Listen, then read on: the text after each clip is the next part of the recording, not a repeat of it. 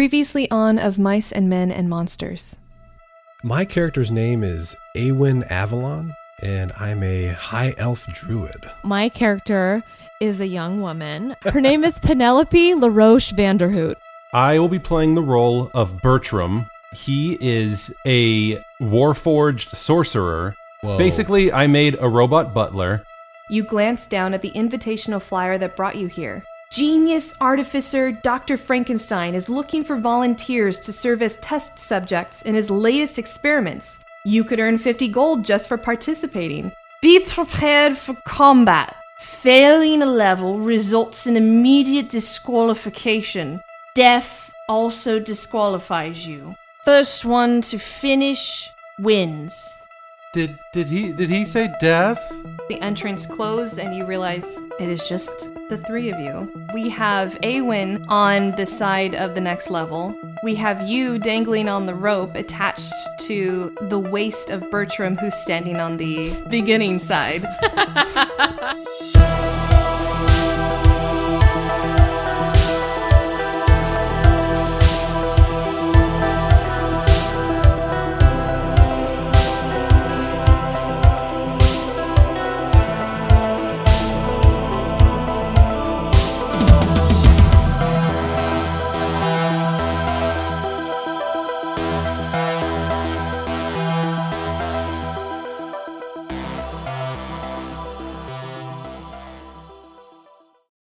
So, Bertram, you have this little girl hanging from this rope tied to your waist. What are you going to do? I would start pulling and pulling her back up. Yeah, can you do a strength check for me? So here's the thing. I have -1 for that. And I rolled a 1. You guys are just killing it. We were wondering when you were going to have one of your famous rolls of 1 tonight. All right, so as you begin to pull up on this rope from your side, part of it snags on a bit of the rock's face, and this isn't the newest rope. This is kind of an old rope, and as it snags on it, Old Faithful. it breaks, and we're gonna have Sick. Penelope start to roll down into the bottom of this chasm. Now, I will give you 30 seconds to brainstorm a way to stop her from getting into that hole. I cast Entangle. Okay. Tell me what happens when you cast Entangle. Grasping weeds and vines sprout from the ground in a 20-foot square starting at the point within range, which is 90 feet. I assume that that's in range. For the duration, these plants make it difficult terrain, and a creature in the area must succeed on a strength saving throw or be restrained by the entangling plants. I would say she's not going to really fight that. So, Yeah, right. Okay, so before she can slide down any further into this 50-foot drop, she gets entangled midway down. So I would say she is about 20 feet down from that seesaw. So at the very least, her movement down is stopped. Mr. Bertram, that was not a good rope.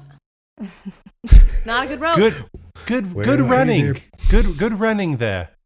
Oh, am I? Though, don't blame the victim. I will say I've never rolled a 0 before. Gosh. I got your back. All Don't right. worry about it. Yeah, it sounds like you cast it where if she were to climb up, she would be able to climb up to where you are. Penelope, give me a strength check for climbing. And if you have any proficiency in athletics, you can also add that to your roll. So, strength check for climbing. Oh, you are at -1, so your modifier is going to be -1. Yeah. Here's what we go. And athletics, I have nothing. 11. Yep, that's enough. Yeah, that was good enough. All right, so you climb up the face of the wall and you make it there. So the two of you are on this side, and on the far side is Bertram still, with a broken rope dangling from his midsection. So I just look over to Bertram and say, "See, it's easy." Okay. I could attempt to walk over very quickly, and Awen, if you'll be so kind as to step on the other edge. And if worse comes to worse, I suppose if I take a tumble off the edge, I could maybe fall into the vines and climb up if I need to. I think that's a good idea. I'll give you a little bit of counterweight. Okay, With here we that go.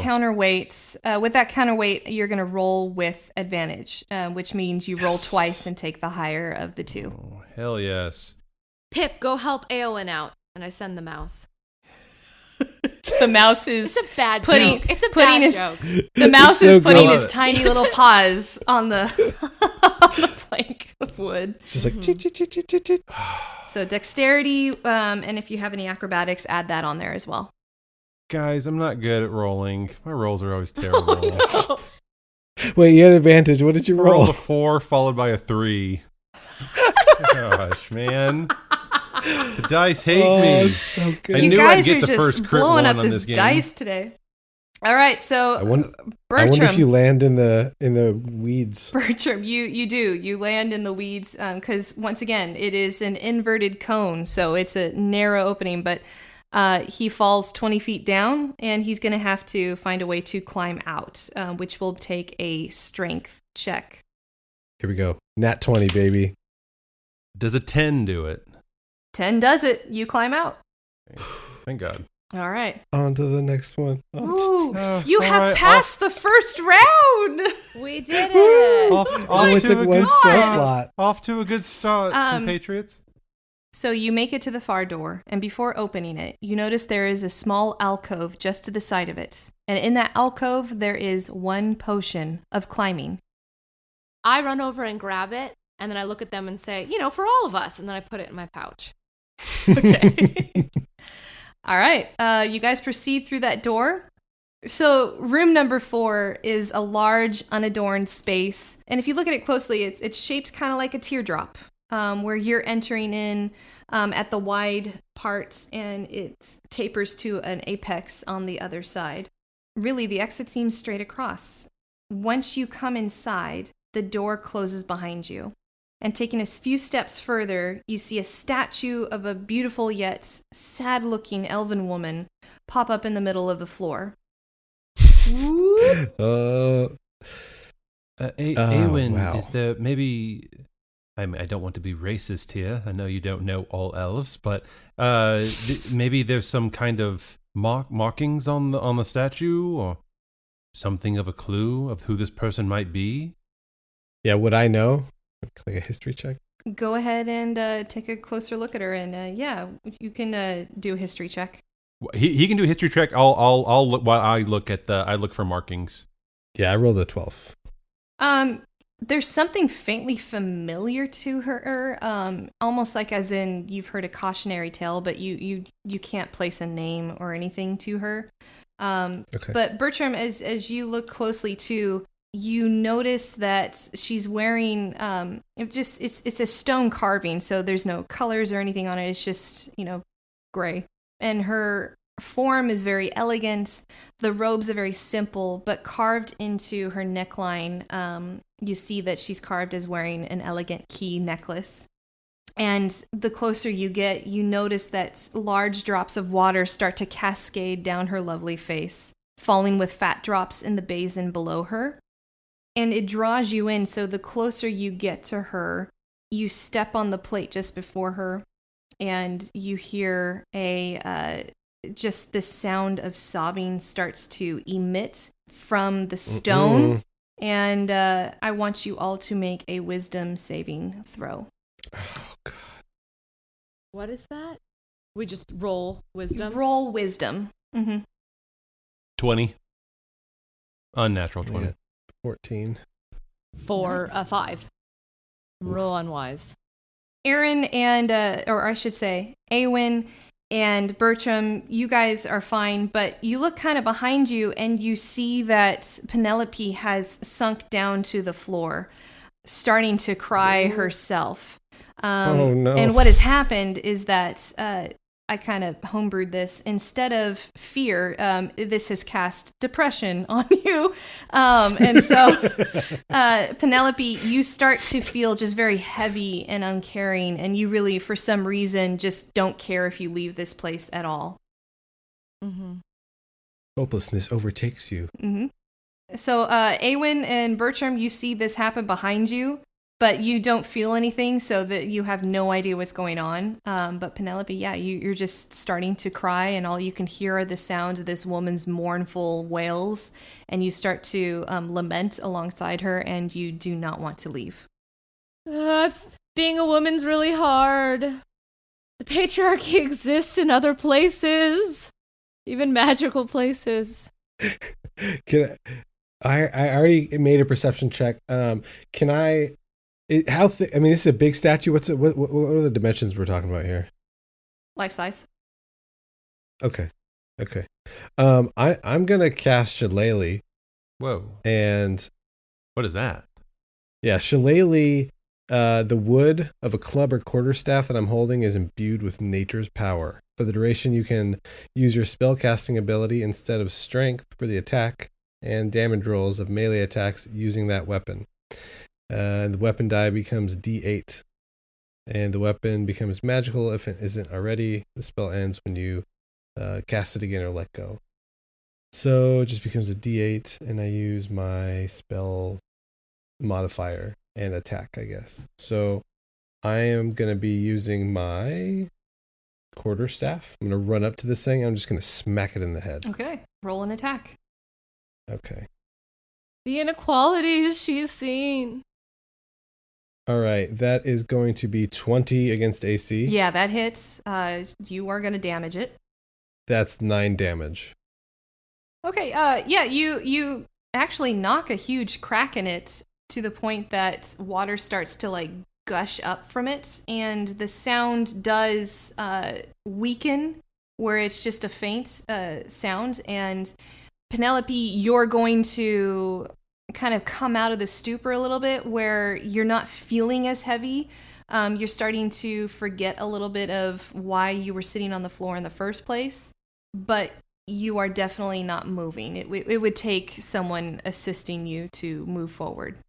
What's holding the key around the statue's neck? What's holding it up? Is that it's carved into the stone. No, it's carved into the stone. But is the key real, or is the key stone as well? It's the stone. Okay. Did you say that her tears were dropping into a vial or into like a basin or something? A basin, like the bottom of a waterfall, but now that's broken and it is starting to overflow. I go and help Penelope after smacking this thing. Okay. Penelope is very small, so you can easily like pick her up if you want. Well, hey there, Penelope. It seems like you might need a little bit of help. You mind if I just throw you over my shoulder? Just another damsel in distress. Well, I wouldn't say that. And then, with her consent, I throw her over my shoulder. Very good. I do appreciate you asking. I take Okay. You don't seem in your right mind. I take the basin of water and I'll to hopefully help things along. Also, I throw it in Penelope's face, hoping that'll like calm her down. Wake up, girl. Everything's okay. Everything's all right.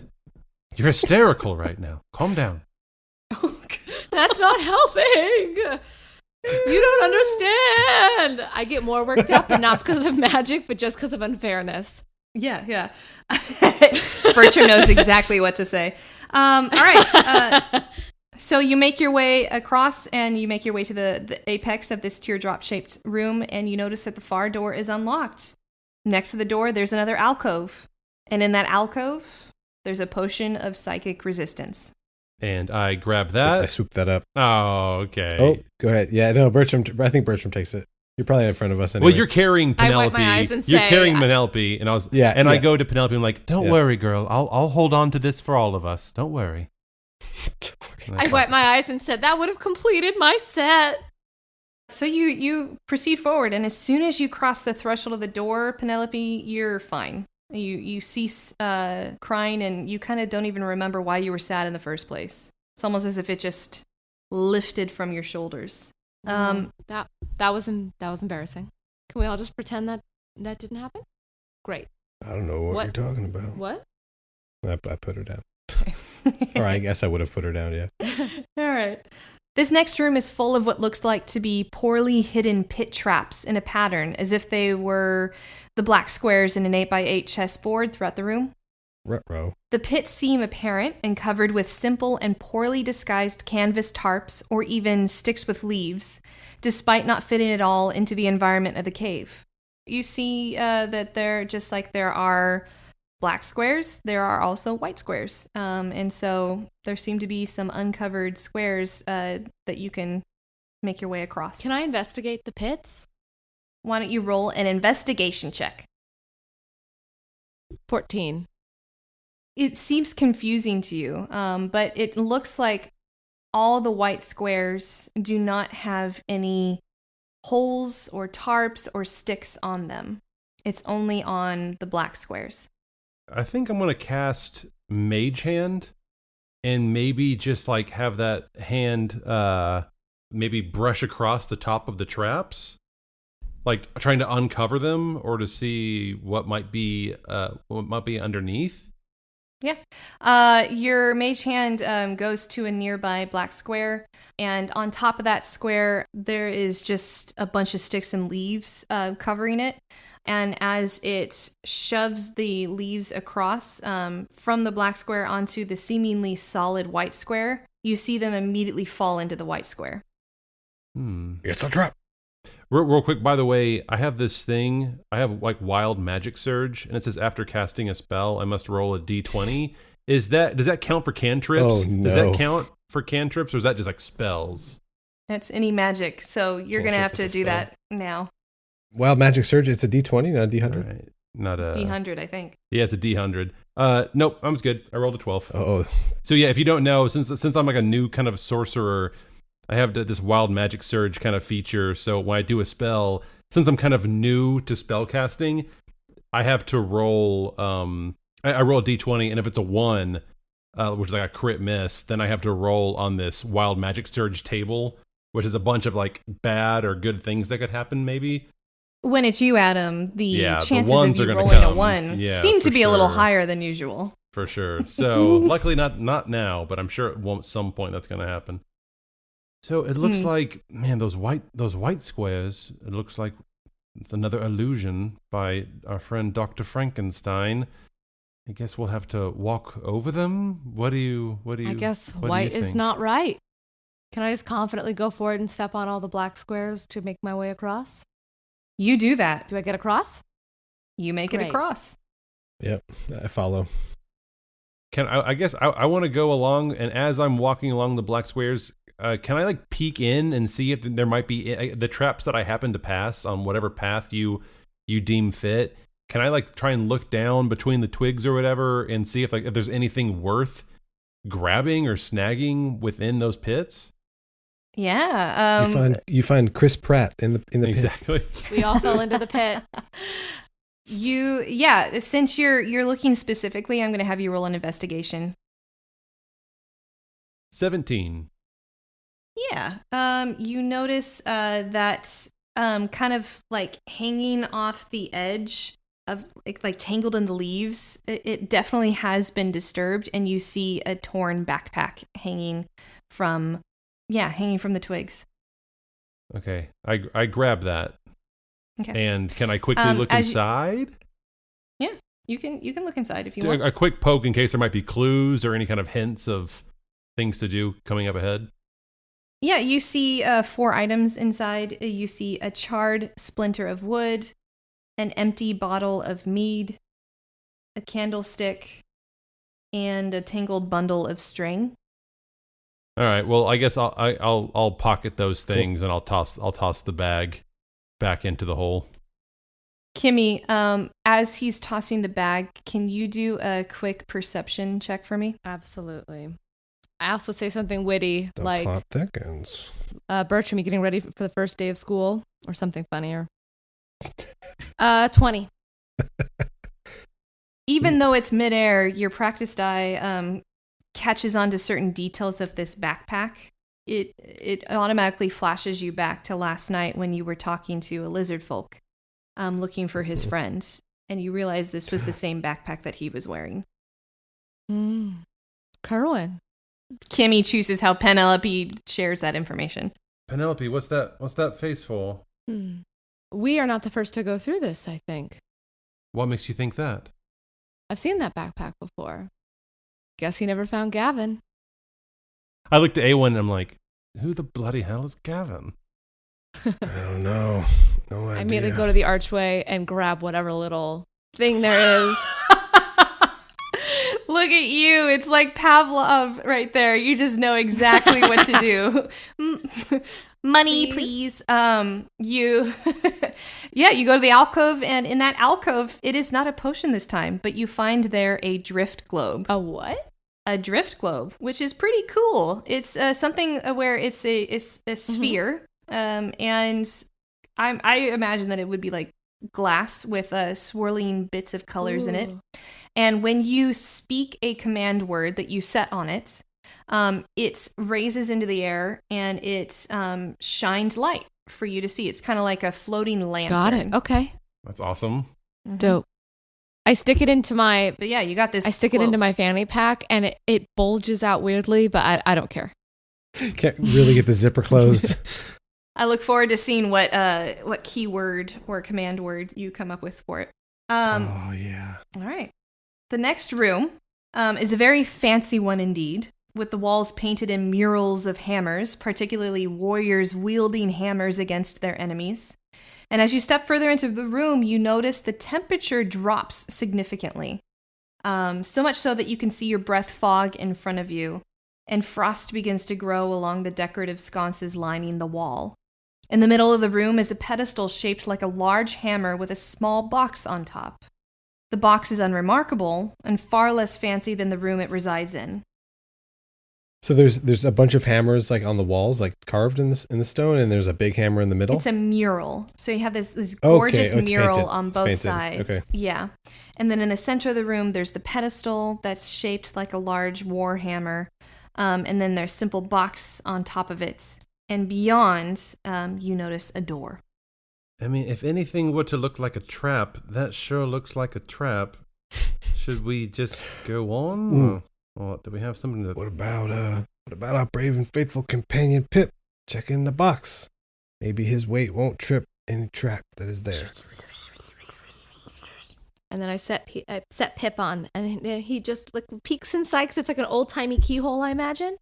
Or is there no keyhole? I just made that up. No keyhole. The theater of my mind was just really going for it. I love it. It's beautiful. No, it's just a plain, unadorned box with just a hinge in the back, so Pip could easily flip it open. Just his little teeny little fingers barely opens it, and then just squeaks. And then that's when I have to admit that I don't speak mouse. So I don't know how we're gonna find out what he's saying. It was at that moment. I was about to say, what could that mouse tell you that you would understand? Sorry, Jens. So Pip is... It's a great idea, though. If I spoke mouse, the we'd mouse be in a isn't great dead, position. So maybe... Nothing's happening to Pip. Pip just peeps at you and then makes his way back to you unscathed. Plan B? If it's good enough for Pip, I guess it's good enough for me. I walk over, and before I do, I'd like to make a perception check as I walk up to the precipice to see.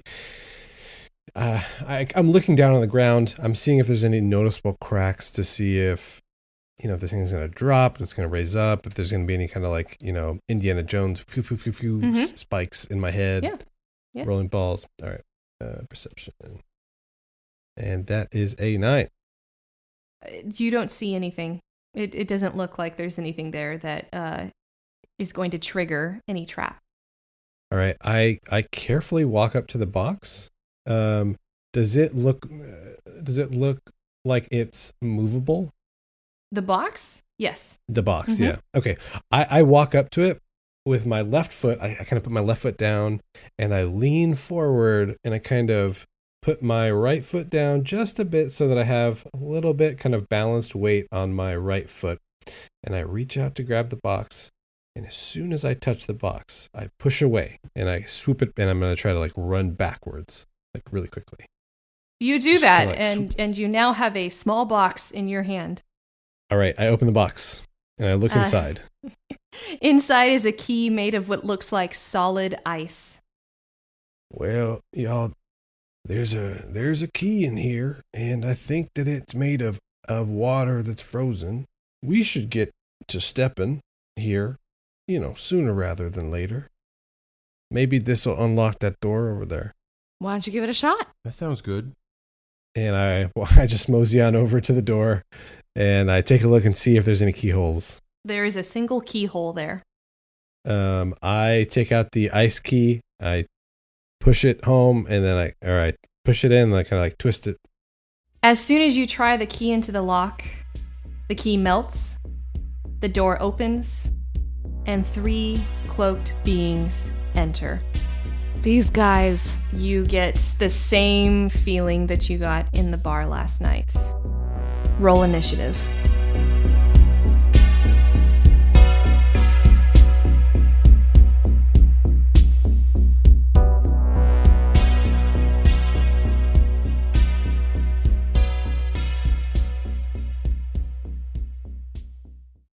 Friends, half-orcs, countrymen, lend me your pointy ears. Hey guys, it's me, your master teacher, Katelyn. Thank you so much for listening, and I really hope that you're enjoying the story so far, because we're really getting into the swing of things and enjoying ourselves as we're making this. I'm here to, of course, remind you to subscribe, rate, and review, because really that's how this episode and even just this series gets into the hands and ears of people who would otherwise have no idea we even exist. So that is a huge way that you can help us. You can also reach us on Twitter and Instagram at @OhMamMamShow, because once again, writing out of Mice and Men and Monsters, super long. On there, you can give us feedback on how we're doing, give us ideas and suggestions for stories I might incorporate, as long as, of course, those stories are in public domain. And you can give us ideas for NPCs, for magic items, for even some plot twists or something. I am reading and I am paying attention, so I would love to hear from you. So far, we've uploaded the prologue as well as chapters 1 and 2. And moving forward, we will be releasing a new chapter every other week. So stay tuned and let's get back.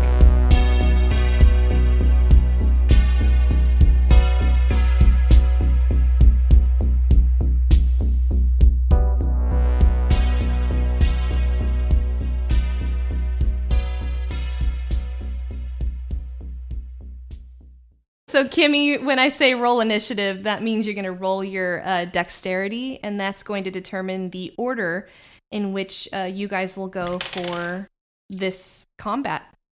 24. So I guess I'm going first. I got 11. I'm 17. I'm going to roll for my guys. Yeah, Kimmie, do you know how battles work? Only from watching the Community episode. So I assume we all go one at a time, back and forth between them. Yeah, and there's more that Yeah. you can do like in a turn besides it's just like I try and stab him. You can try and like talk, you can move, you can heal someone else. There's like more things you can do than just like I sling an arrow or something like that, So just think about what you actually would want to do, and maybe we can try and figure out what that looks like, I guess. Mm-hmm. Well, these guys, if you look at them, their hoods kind of fall back, and you have 3 halflings. But there's something off about these halflings. Their skin isn't quite the right color. It's a little gray, and you see lots of stitching around bits and pieces of their faces. And their eyes aren't quite showing a recognition of life, as it were. Their eyes are just glassy. Halfling number 1 is going to take our first action there. And she's going to lift her rapier and aim for you, Bertram. My AC is so and terrible. That'll be... Oh, shit, yes. Nat 20. So, Kimmie, when I roll a nat 20, that means I do double damage. Oh, no. Let's do this. Don't you kill me in the first episode. All right. You got lucky, though. You take 2 piercing damage. Oh my god, that was lucky. All right. I'm still standing. Kimmie, you're up next. Okay. I say, whoa, all right, cool, we're all here. You look not so healthy. You also look upset. Do I have anything like charm? No. Can I guess. Persuasion. Yeah, you can use persuasion. Should I try to persuade them to. Do I want to persuade them to talk to us? Or I just want to persuade, like, hey, can you let us, like, we don't want to bother you. I have no issue with your stitches. Why don't you let me and my friends just go past and we can meet you? I recognize you. I recognize those cloaks. We'll meet you at the Dear Sister Margaret. We'll get you a drink. This guy's buying all night. Does that sound good? And then I try to use persuasion. Yeah. Why don't you roll persuasion? 21? Yeah, they kind of stop mid stance and they don't progress any further. And the one that had just pulled her rapier against Bertram lowers and goes, "Scars? You don't care about my scars?" I think they're quite distinguished, actually. Often, the scars are really what make a man or a woman. Shows that they've lived, I respect it. Wow, I don't even think I know what to do with this flattery. Have you heard about body positivity? I guess I just thought of attacking. There's a whole new movement. It's great. It's body That is great. positivity. Look into it. I think you could, I think you'd really lean in to what people are saying now. Really love yourself.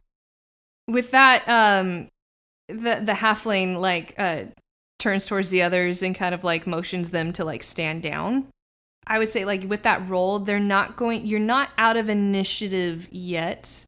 They're not going to put their weapons away, but I'm going to give you guys each kind of think of it like as a round choosing to attack again, or you can use words or try to figure out what's going on. But Kimmie, I'm going to say that ends your round. Bertram, you have been slashed by one of these guys, but now they seem to be not only able to talk, but aren't actively attacking anymore. What do you do?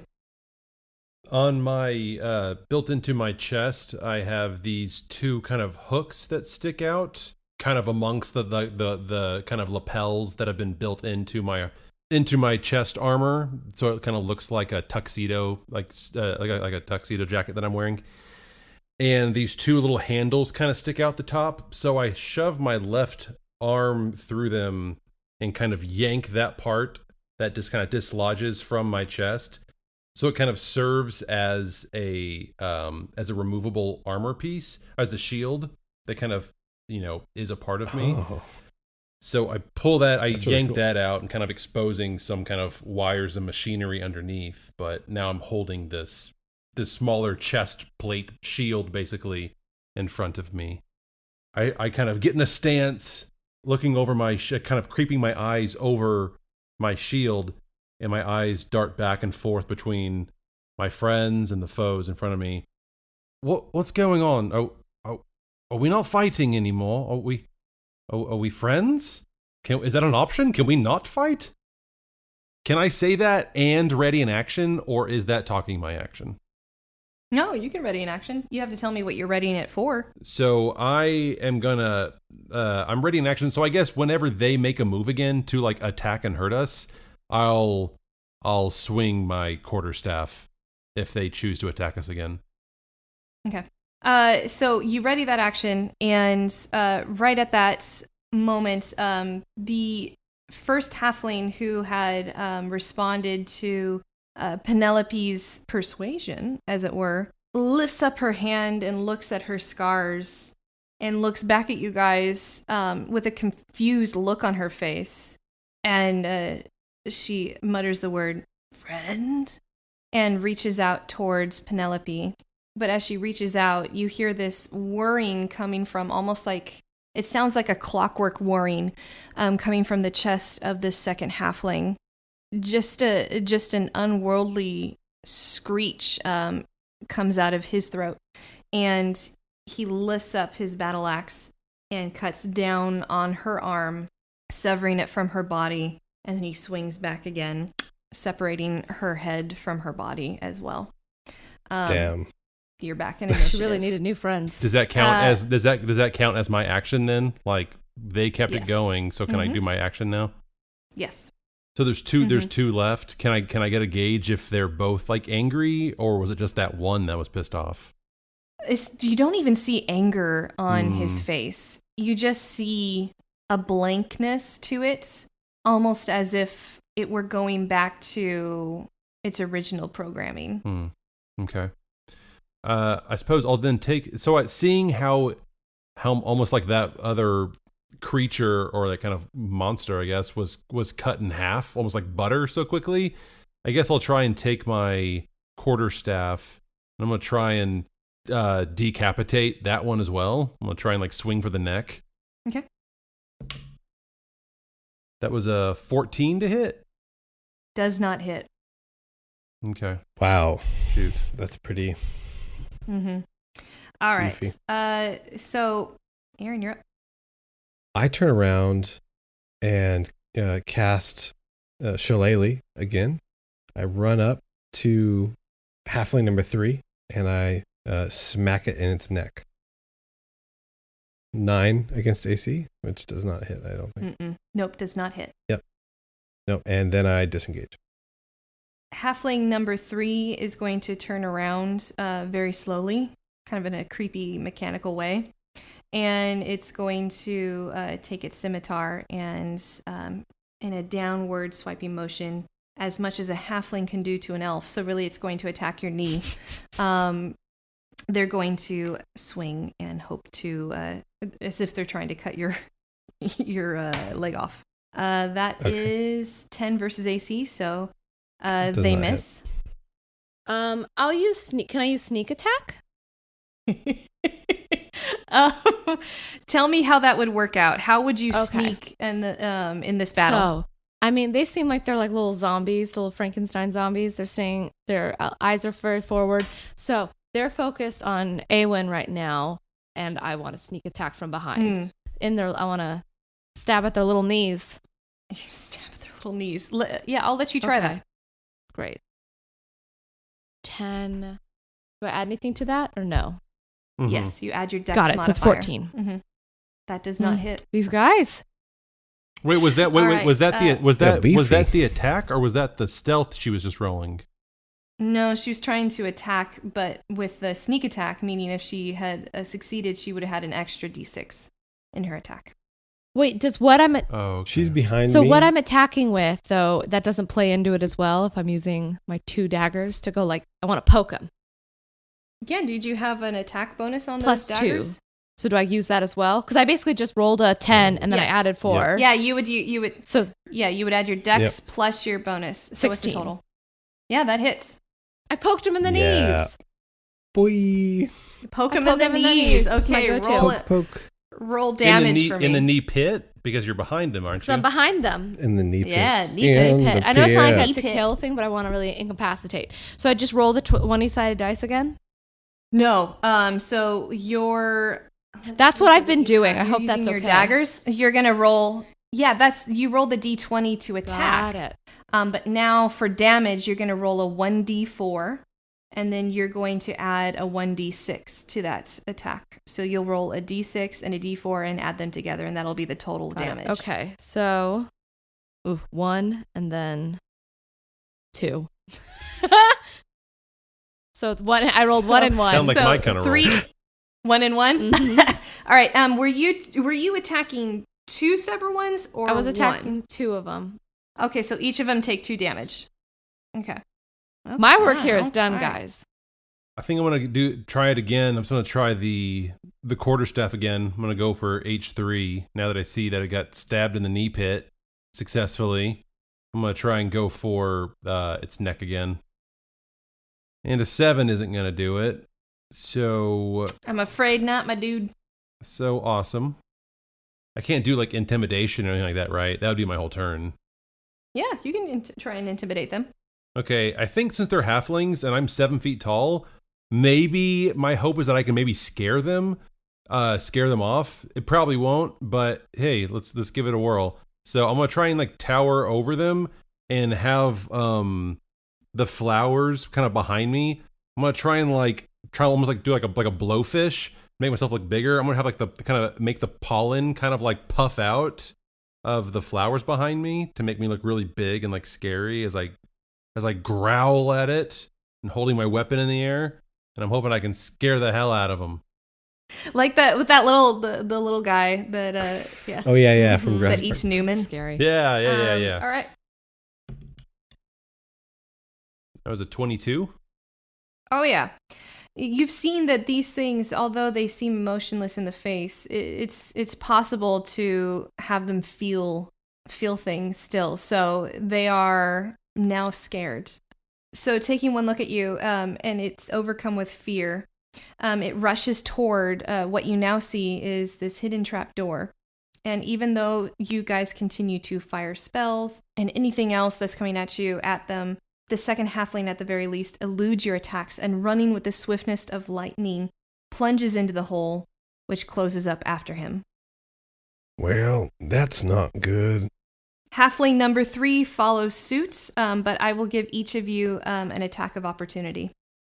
As H3 is running away, I pull out from my back a long, viney, thorny whip. Ooh. And I crack it in the air, and then I spin it, and I fling it straight towards this beastly halfling, and I wrap it around its torso.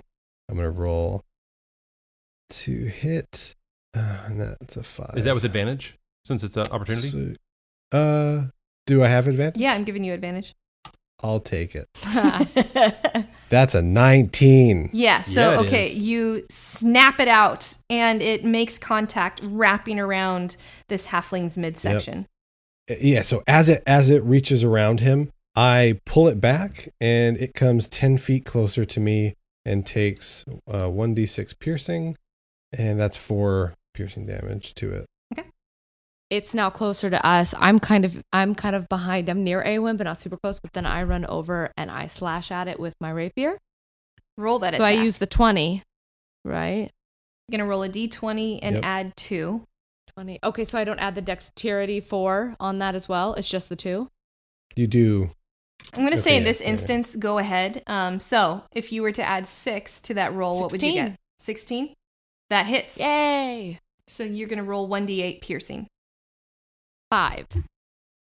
Okay. So he takes 5 damage. And Bertram, is there anything that you'd like to do in this free round? Yes. I'm going to just stand over it, and I'm going to try and take my quarterstaff onto its head. We're mean. It was 18. That hits. Yep. Putting him out of his misery. That's true. I just slashed him in the back. Smash. Oh, a mighty 1. Oh no. Okay. Truly? No, for damage, not for the attack. Oh, okay. With that, the butt end of your staff goes straight through his temple and crushes.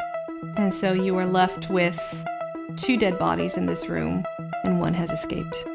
We'll see if he can sew that back up.